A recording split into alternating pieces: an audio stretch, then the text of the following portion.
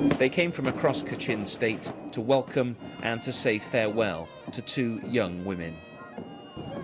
Thousands lined the roads of the state capital, Myitkyina, to witness the final stage of the body's two-day voyage home. Moran Lura and Korn Nan Sin had worked as teachers in a small village in neighbouring Shan state. She was a beautiful, unselfish person, this friend of Asin says. That's why she went to teach kids in a place where there was no other school. A week ago, soldiers from the Burmese army arrived and occupied their village.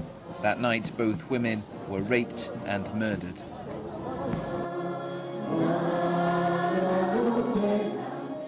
The teachers were Christians, like most Kachin, and thousands of mourners packed into a theological college for the funeral. The wounds are deep here. For most of the last 50 years, the Kachin have been fighting for independence from the Buddhist-dominated Burmese state.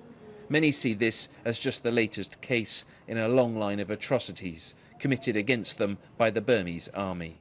The government has ordered a police investigation, but few of the Kachin believe it will deliver the truth. The government shouldn't hide things anymore, this pastor says. They must be brave and admit what has happened. There have been persistent and well-documented reports for many years about the Burmese army's use of sexual violence against ethnic women and young girls in conflict areas. And this recent case, if it is true and all indications are that these allegations are correct, that it was perpetrated by the Burmese military, it demonstrates once again that the Burmese military's behaviour on the ground really hasn't improved at all during this reform period, and that they're just as abusive as ever.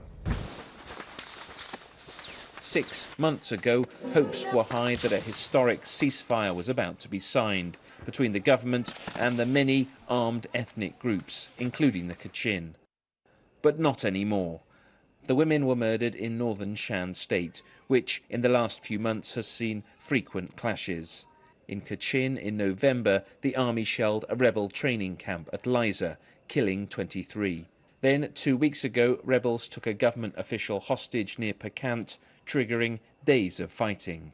Many of the clashes are linked to transport routes and access to lucrative natural resources like jade and timber. Over the last 4 years, the government and the country here as a whole has changed in quite a remarkable way.